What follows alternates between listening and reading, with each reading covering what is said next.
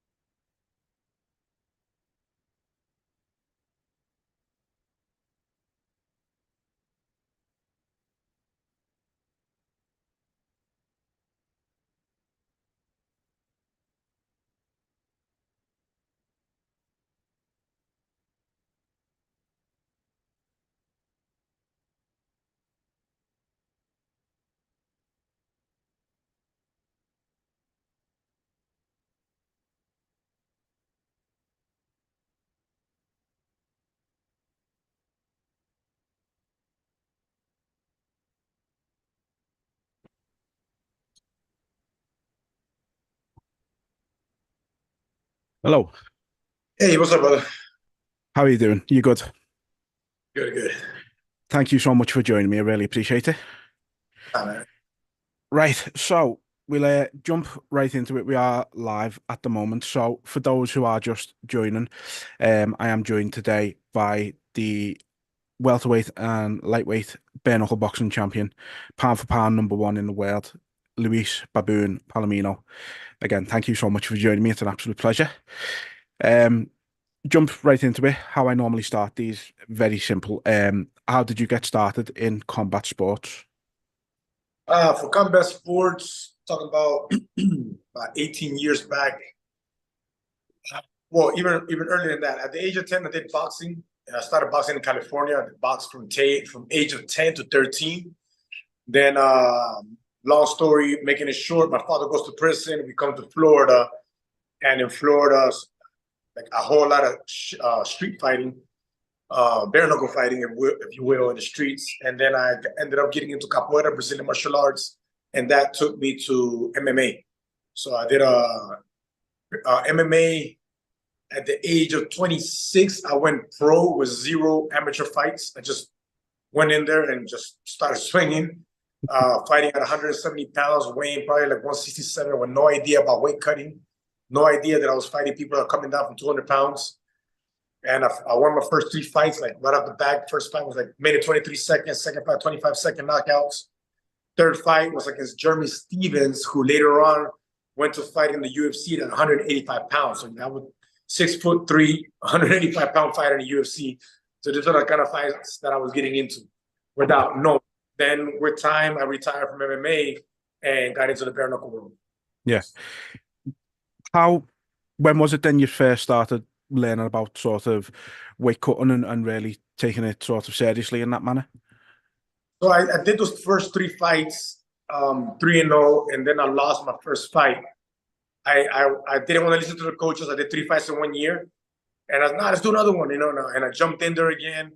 I wasn't prepared. I was a little hurt, and I dealt with the first wrestler. So we're talking about in an era where, like I told you, like I did jiu-jitsu for 8 months before taking my first professional fight with no amateur fights.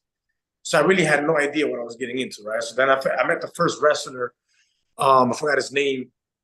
And I literally hurt my hand the first round. I punched his head. I hurt my hand. And he took me down and, ground and pound. Didn't finish me. But, that was my first loss, a decision loss. With time, I had to, get into, more MMA training, Yeah. I did, about maybe 6 or 7 fights at 170. And then I realized, okay, well, that's not my weight class. Powered by these guys that I never, in MMA, the only fights that I received punishment through was the great fight that I had with Justin Gaethje. I was always the one putting all the damage on people. You know what I mean? If I was losing to a wrestler that just kept holding me down and was winning by decision. Even by submission, I lost out of 44, 45 MMA fights. I lost 3 fights, 2 fights of submission early in the career.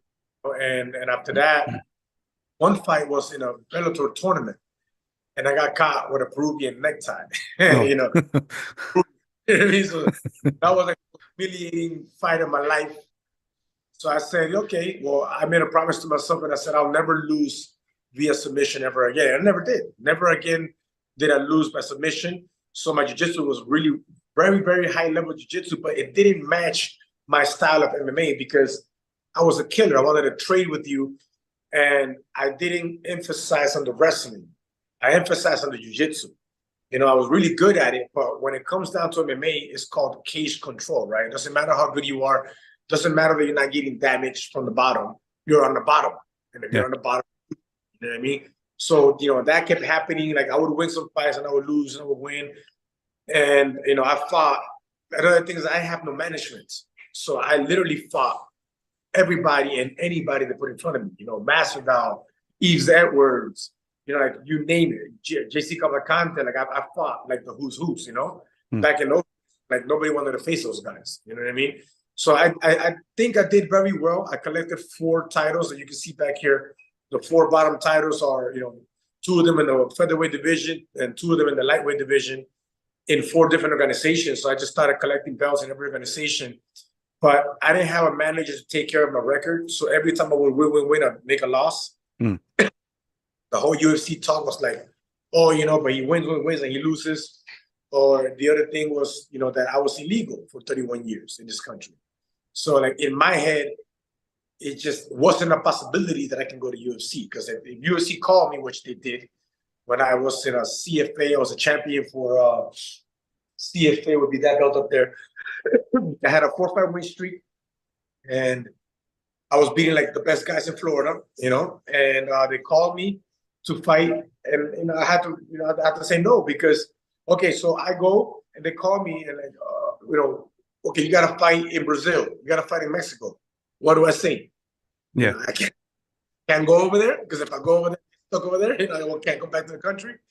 So that was a thing that in my head, it didn't make a reality that I could ever make it to the UFC, not because of the skill, because I beat many guys that after losing to me got signed to UFC, or they fought one fight, won one fight, and then they went to the UFC, you know? So to me, it wasn't reality. And what you put in your mind, that's what happens, you know? So I was strong physically, but I wasn't strong mentally to surpass, you know, the fact that I could go to the UFC, you know, that I could make it happen. You know what I mean? So I didn't make it a possibility. So I kind of blocked it up on my own, and I never, you know. So now fast forward, bare knuckle surfaces, and I said I was already retired. I was in my first 4-fight losing streak ever. Like I never passed, you know, 2 losses in a row. You know what I mean? And this was 3 fights that I did in Russia against the Russians. You know what that means. You know, you're fighting the Russians in Russia. You know, you better knock them out, or else it's not gonna. Yeah. The only decision I ever won over there in ACB, which is like the biggest show out of Europe, was against a Brazilian. You know, to the Russians, it was always a big decision. You know, and maybe one of those fights I really lost, but the rest of them I won. I know I won. People know I won, but I didn't get to win. Yeah. And I was hurting my legacy. You know, so I said, you know what? I'm done. I called it quits mentally. Not you know, I didn't do it publicly, you know, but I was riding a 4-fight losing streak, and I said, you know what, I'm done with this. And then I see James Allers, which was an old training partner of mine. He was the face of the organization in BKFC back then. And I see him doing well. They call him the Beast. You know, he's there knocking people out. I'm like, man, I used to spar with this guy. You know, like, I know what I can do to this guy. And I said, man, so you mean to tell me that I can punch people in the face and I don't have to worry about the takedowns? You know, so that's my calling right there. And I said it. And I said it out of my mouth. I said, I can be undefeated in this game. You know, I can actually come into this game, be undefeated, and retire as an undefeated champion. And here we are, you know, at 9-0 with 6 world title defenses. Yeah. Yeah. I mean, did you think that your days of fighting were done when you sort of decided to stop MMA? Did you think that was it? Yeah. Basically, I thought it was it because, look, in that time, when I was done with MMA, I wasn't done fighting. In here, I wanted to fight, but, you know, being realistic, you know, I was 37 years old, and I wanted to do boxing because boxing was my first love, way before MMA. You know, I boxed in Cali, but I never went pro, right? I had some amateur fights over there, but, you know, I was just as a kid, 10 to 13 years old, you know? So then I go into MMA, I had this run, I collect 4 titles, and I said, maybe through here I can get into boxing. And when I started boxing and started going, you know, trying to get boxing fights, I would get like, you know, okay, we got you a fight. And it'll be like against the guy that's like 17-0, like 20-something-0, you know, that would, you know, people that would actually take the fight against me. And I would take the fight, I would accept it. And then when the 2 days, I'll get a call, hey, man, the guy doesn't want to fight you. You know, they'll go in YouTube and they'll look me up and they'll see, like, this guy is dangerous. He's dangerous, an older guy with 0 wins in boxing. So I'm not going to say that the boxers that they matched me up with were scared of me, but their management knew what they were doing because what do they have to gain to lose against an older dude with 0 boxing fights? You know what I mean? Yeah, so of course. I couldn't catch a break. I couldn't catch a fight. And then bare knuckle is where I started going, you know? So they gave me the opportunity. Here we are, you know? Yeah. You kind of touched on it before. Obviously, you love being a killer. You love standing and exchanging. Did you just take one look at bare knuckle boxing and go, like, that's for me? Yeah, no, 1,000%. When I said, man, what? Like, even in MMA, right? Even in MMA, even though I did 13 years of capoeira, you know, I can kick, right? And I'm very disciplined. I learned how to kick, you know, MMA style and transfer my kicks in there. And I was a full-on striker. Like, I was a very dangerous MMA striker, you know? But in the end of the day, the boxing was where I was at.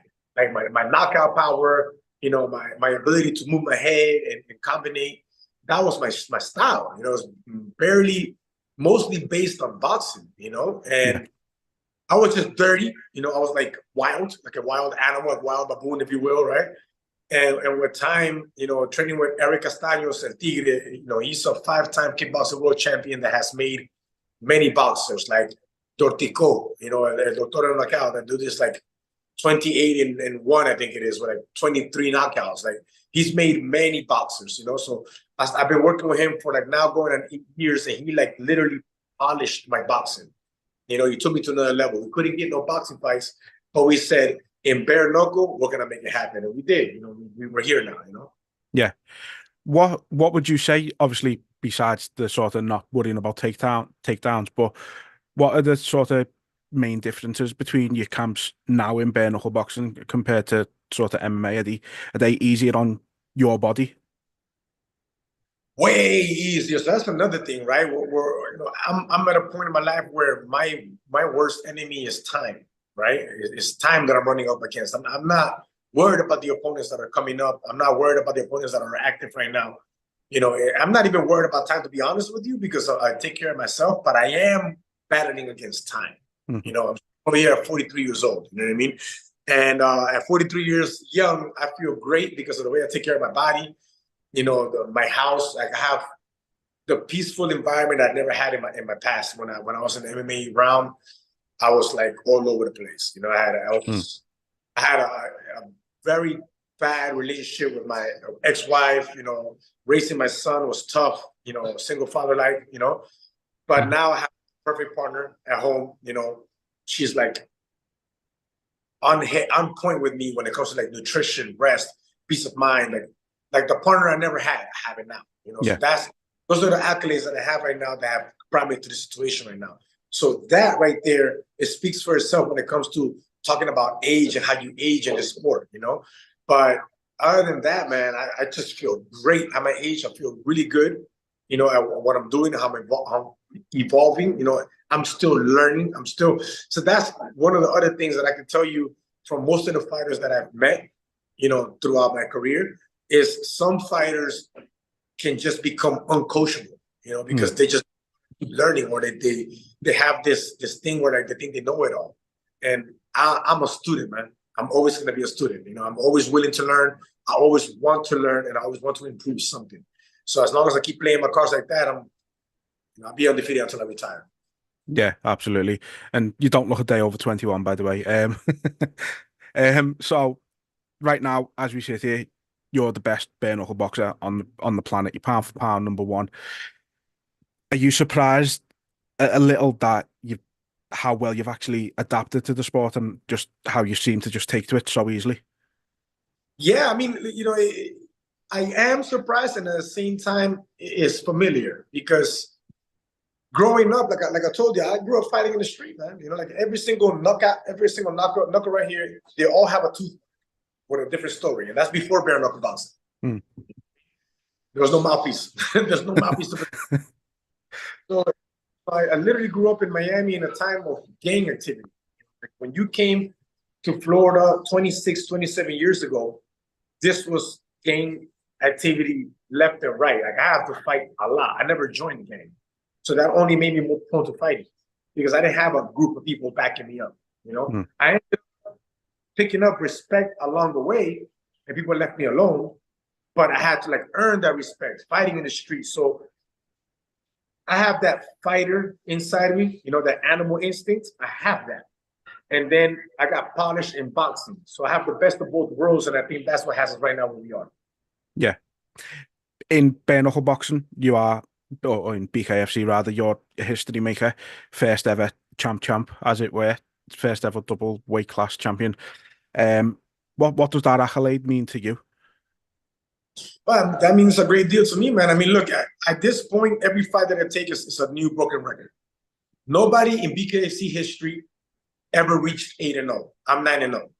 Nobody in BKFC history has defended a title 3 times, more than 3 times consecutively. I have 6. February 2nd, we make 10-0, the first ever in history. 7 world title defenses, first ever in history. And the first two-weight division undefeated world champion in BKFC history. So, yeah, I'm very proud of that, man. Yeah, I mean, you list them off, and I don't think that's ever getting broken. At least maybe not for a good 30, 40 years, definitely.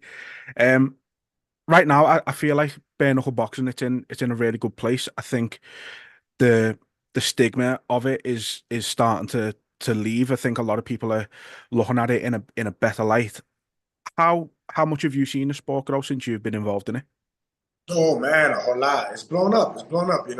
We went from one day, like maybe like a year or 2 years ago. I think it was a year and a half ago that it comes out in Forbes as the next uh billion dollar combat sports industry. After UFC. Hmm. And like you see it now. You see that growth, right? Now we have the eyes of the world, right? Like everybody knows what BKFC is right now. Of course, we still are growing, but we are definitely growing at a faster rate than UFC ever did. You know what I mean? And that, I think that speaks for itself. Yeah, I mean, you see people like Mike Perry, Luke Rockhold, names like that, big names from the UFC coming over and continuing the careers in bare knuckle boxing. It's only going to help it grow. I think what I did want to just touch on something that happened in your absence. I think it was Conor McGregor.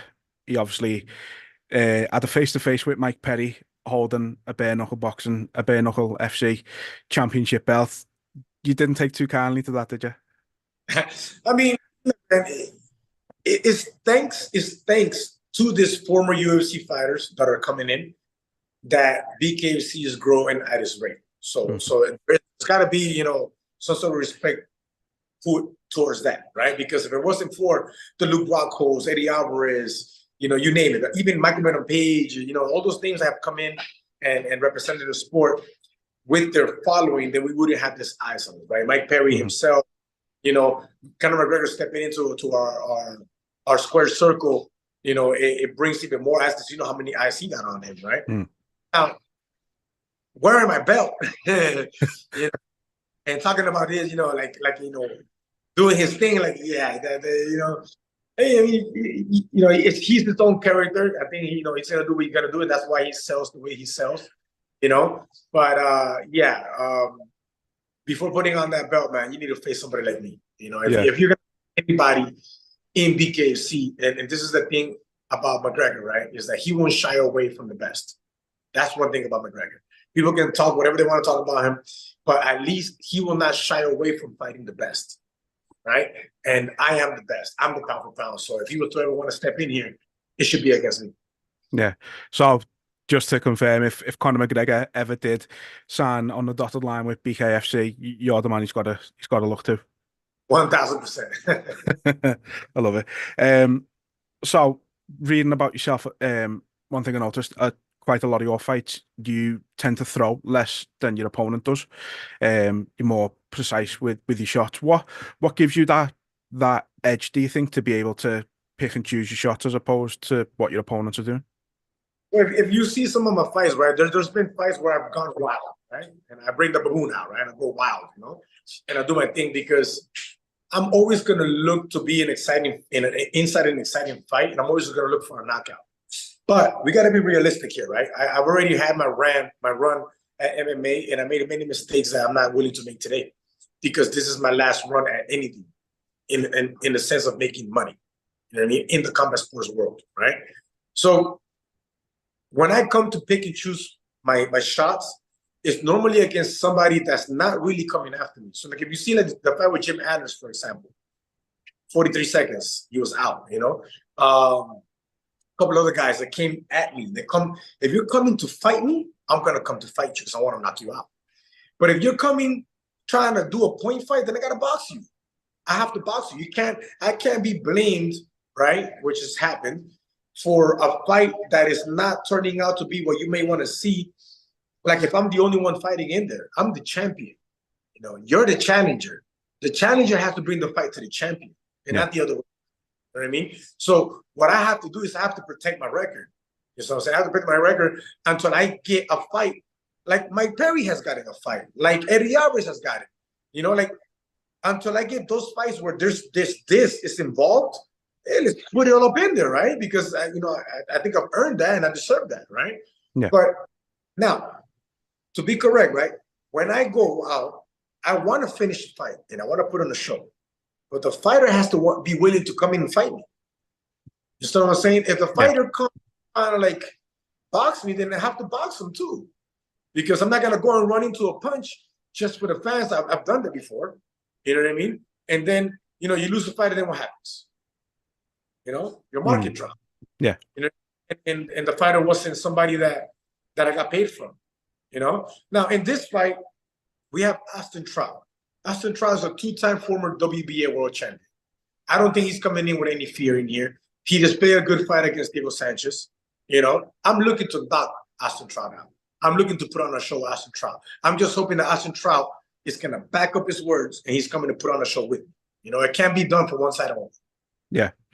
Is Austin Trout your toughest test in bare knuckle boxing to date, would you say? I would say that he's the highest level boxer signed to PKFC. Right. That's what I'll give him that, right? Because he is, right? Two-time former WBA world champion. He's faced Canelo. He faced the Charlo brothers. He knocked Miguel Cotto. You know, you give him that, right? Toughest, I would have to be asked that question after the fight, because in bare knuckle is something else. Toughest right now is always going to be Tyler Goodjohn. You know, because Tyler Goodjohn, if you watch that fight, I landed 172 bare knuckle punches to that man's face. What did he do? That dude beat himself in the chest and walked forward asking for more. He was the only one that cut me. Like, actually, from punching me, he cut me.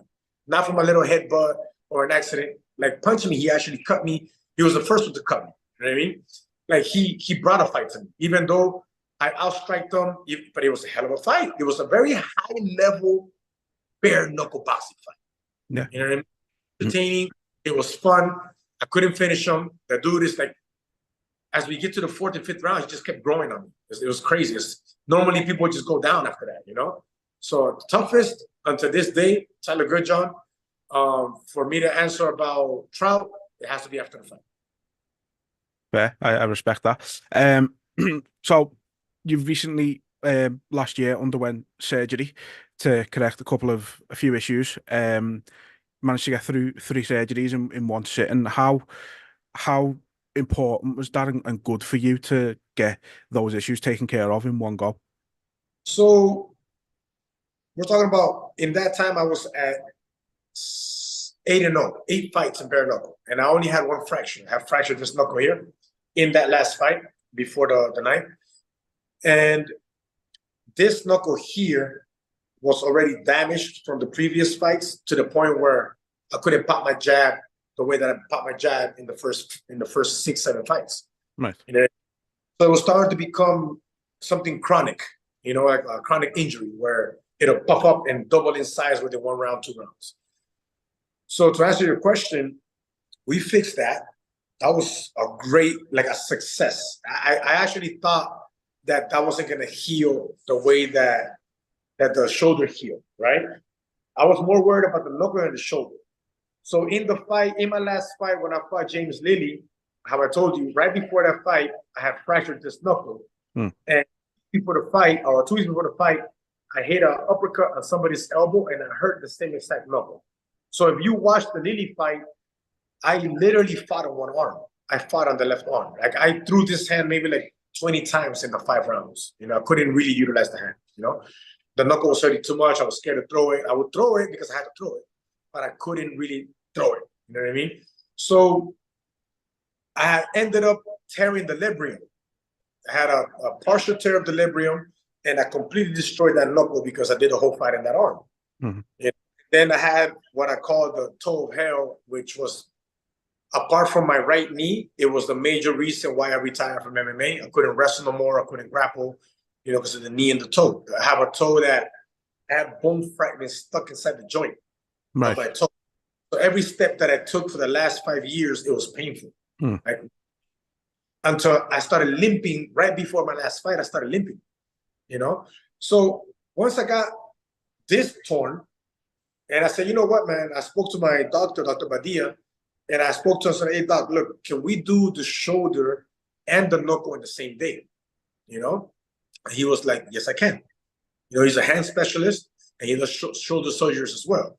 So, and I told him, well, can I push it a little further more? And I asked him, what about my toe, man? You know, since I'm going to be there already, do you think we can get that fixed? Like, you know what?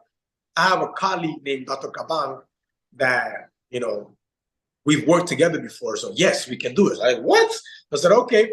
And he told me it'd be actually better for you because you'd be under 1 anesthesia. You can get all 3 surgeries done in 1 day. I was like, what? Sign me up. So To answer the question, man, I went all 3 surgeries done under one anesthesia. It was a successful surgery. My shoulder feels great. The knuckle feels way better than I thought it would. And the toe, I do a little pain here and there, but it's better because remember, I'm walking the toe, right? Like, you know, and I have to train, you know what I mean? So I was ready to fight November or December. I just didn't get a fight. Yeah. You know, so even more ready for February 2nd. Yeah. Well, that's what I was just going to say. You put a post up on Instagram a few weeks back saying the worst thing BKFC could have done was not let you have a fight again the back end of last year. Has that time off just made you hungrier than ever? It has. It really pissed me off, to be very honest with you. That's just the honest truth. You know, like I told you, I'm not battling against any opponent. I'm battling against time. You know, to have me sit out with one fight in an entire year, it's really bad for me. It's really bad for my career, and it's really bad for my performance because there is such a thing as ring rust. And you know, and I've demonstrated that when I'm kept in activity, I perform better. You know, so it really pissed me off that it happened, but at the same time, it turned like the animal inside me, like completely on. Where I'm at this hunger right now, where I'm looking to destroy my opponent, man. I'm ready to make a statement and start off the year with a real hard bang. You know? Yeah. Mentioned animal there. I did want to ask you. I know you're a big dog lover. I think you've got, is it 5 dogs you've got? I have 4 right now. You're 4, right? Okay. Are you any plans to add to the pack anytime soon, or are you happy with 4 at the moment? Yeah, I'm not a breeder, you know, but I have bred my dogs, and I do it solely for continuing the bloodline of my family, my dogs. You know, I've always had dogs growing up with my mom, but it was always my mom's dog, you know. So now I have, you know, my American bulls, you know, and yes, I do have a female that is the granddaughter of my first female that I have here right in front of me, Dulce Leche. And I'm looking to breed her to a dog called Golden Child. This dog is like out of this world. It looks like a bodybuilder.